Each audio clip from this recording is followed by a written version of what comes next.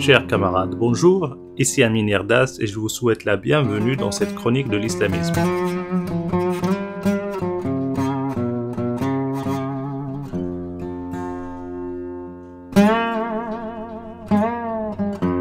Aujourd'hui, nous allons traiter le troisième épisode de la série Viol des captifs de guerre dans le Coran et la Sunna.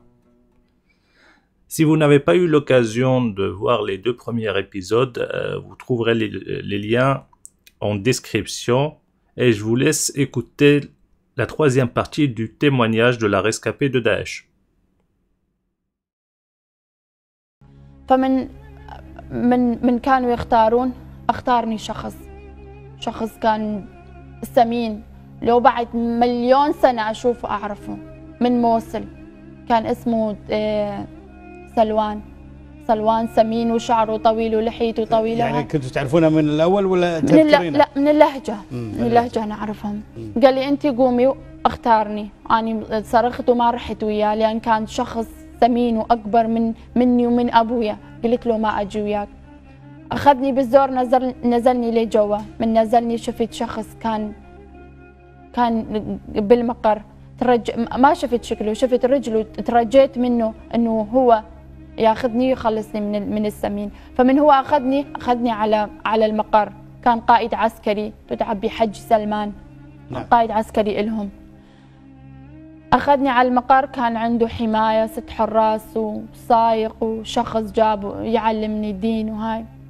أول ليلة طلب مني أغير ديني. قلت له إذا ما تغتصبني وعد أغير ديني وأخدمك يعني بإيش ما تريد. قال لي لا، أنت ما راح تصيرين مسلمة إلا ويغتصبوك المسلمين. يعني بالرغم أنك أبديتي رغبتك في الدخول في الإسلام، قلت له إذا لا ما هو مصر. نعم. هذا دليل أنه هو أصلا ليس مسلم وليس، وهذا وحش. فبليلتها كنت مريضة وما اغتصبني. ثاني يوم اغتصبني، أخذني على المحكمة الإسلامية بموصل. Regardons maintenant, est-ce que dans l'histoire islamique et les sources islamiques, nous trouvons des événements très similaires à ce que vient de nous raconter cette victime de Daesh. Donc, dans Sahih al-Bukhari, livre des transactions commerciales, Bab 108, de la vente d'esclaves contre esclaves et animal contre animal à crédit. Numéro du hadith 2228. Nous trouvons, d'après Anas ibn Malik, parmi les captifs de la bataille de Khaybar se trouvait Safiya. Elle fut livrée à Dihya al-Kalbi, puis elle échut au prophète. Donc ce hadith nous raconte l'histoire de Dihya al-Kalbi, qui est un compagnon du prophète. Lors de la bataille de Khaybar, ils ont pris des captifs de guerre. Il en avait une qui s'appelait Safiya. Et finalement, le prophète vient la prendre.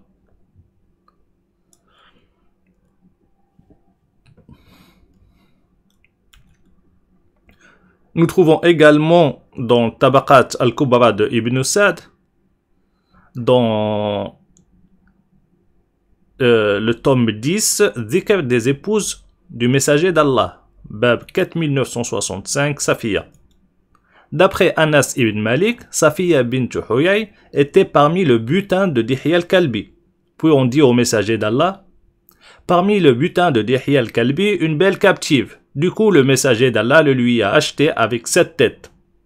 Et l'a confié à Sulaym, pour la préparer.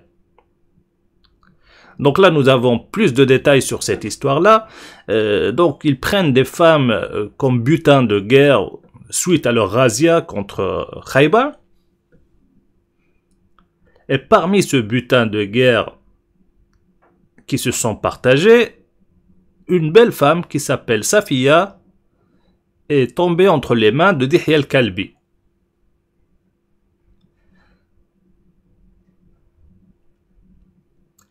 Mais bon, certains djihadistes ont dit au prophète, écoute, il y a une belle fille parmi le butin de Dihya. Ce dernier, visiblement, a eu absolument envie de la prendre, et du coup, il lui a racheté, en lui proposant d'autres captives en échange. Donc là, nous avons en fait une histoire qui est très très similaire à ce que a vécu cette jeune fille. Donc, un djihadiste veut la prendre, évidemment pour la violer.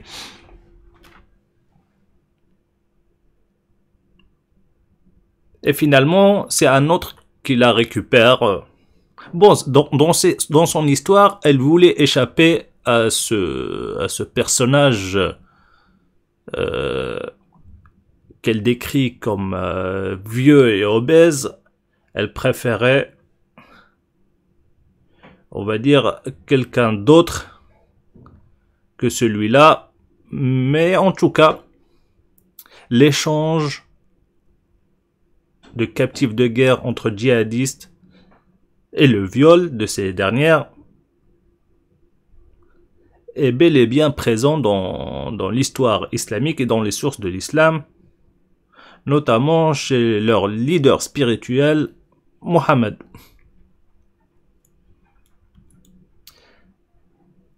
Et évidemment, le délai de viduité, qu'un délai imposé par le Coran de quelques mois, bah, dans ces affaires-là, visiblement, il disparaît. Donc, dans Sahih al-Bukhari, livre du mariage, Bab 60, la consommation du mariage en voyage. D'après Anas ibn Malik, le prophète passa 3 jours entre Médine et Khaybar, au cours desquels il épousa Safiya bint Huyay. J'ai invité les musulmans à la réception, où il n'y avait ni pain ni viande. On fit simplement étendre un tapis en cuir sur lequel on présenta des dattes, du fromage cuit et du beurre. Ainsi fut célébrée la fête du mariage. Les musulmans se demandèrent alors si désormais elle compterait parmi les mères des croyants ou s'il resterait une simple concubine. Enfin, ils se dirent, si la voile, elle est mère des croyants. Sinon, elle est une simple concubine. Et au moment de partir, il la prit en coupe derrière lui, entourée d'un voile. Bon, on a encore des détails sur cette histoire. Après avoir pris la captive, bah là, visiblement, on parle de mariage 3 jours après. Je vous laisse imaginer la scène. Donc, ils font une razzia contre Khaybar.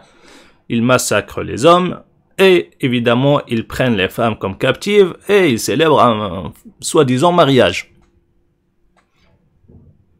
Et d'ailleurs, ce mariage il est assez bizarre, puisque les musulmans se posent la question, est-ce que c'est une mère des croyants ou une simple concubine? C'est-à-dire, c'est même pas sûr que c'était un mariage, puisque le statut de mère des croyants, en fait, il est réservé, entre guillemets, aux épouses légitimes du prophète. Or, là, visiblement, il ne savait pas donc l'histoire de ce mariage. Bah, en fait, c'en est pas vraiment un, puisqu'ils ne savent même pas si c'est une concubine ou une épouse après la cérémonie. Donc, c'est en fait, quoi qu'il arrive, à la fin de la journée, bah, il y aura des rapports sexuels. Soit en tant que concubine ou en tant qu'épouse entre guillemets, sachant en fait que c'est une captive de guerre ou captive de razzia plutôt, puisque ils ont attaqué Khaybar et ils ont assassiné les hommes, notamment l'époux de cette femme Safiya et sa famille, etc. Et on ose parler de mariage. Donc c'est un peu le même scénario qu'a vécu cette femme yézidi. Les djihadistes de Daesh ont attaqué leur village, ils ont massacré les hommes, ils ont pris les femmes comme captives et se sont partagés le butin. Chacun a pris, j'imagine, certaines femmes. Bon, selon les circonstances, ils s'échangent les femmes. Et évidemment, à la fin de la journée, ça va se terminer par le viol, que ce soit sous le statut de concubine ou le statut d'épouse. Tout cela n'y changera rien.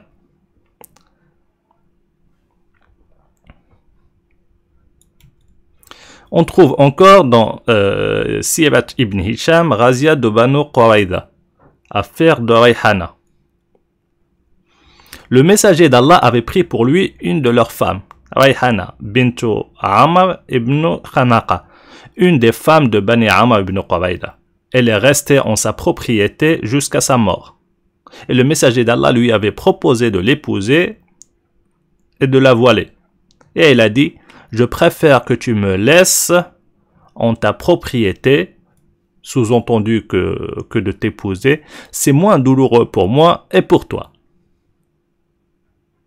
Donc là, on a un témoignage poignant en fait d'une victime à l'époque du prophète. Donc pareil, suite à une razzia, ils prennent les femmes en butin de guerre, se les partagent. Et visiblement, le prophète propose à cette dame, Rayhana, de l'épouser. Et ainsi, ne plus être... on va dire ce qu'on appelle en islam milk yamin, c'est-à-dire une esclave en fait. Bah, elle a préféré le contraire. Elle dit, je préfère rester en ta propriété, c'est-à-dire en tant qu'esclave, c'est moins douloureux pour moi et pour toi. Donc je vous laisse imaginer la situation.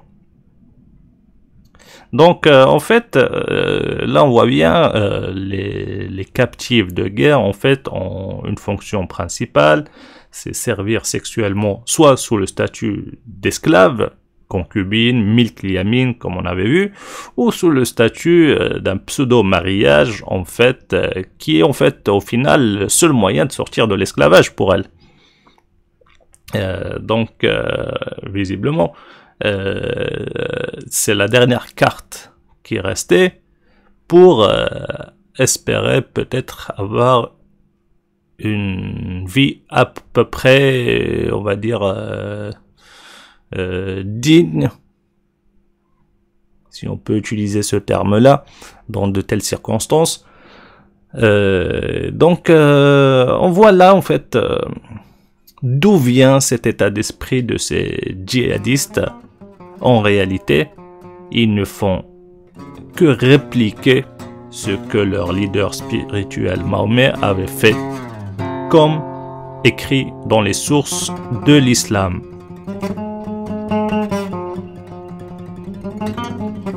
Sur ce, je vous dis portez-vous bien et à très bientôt.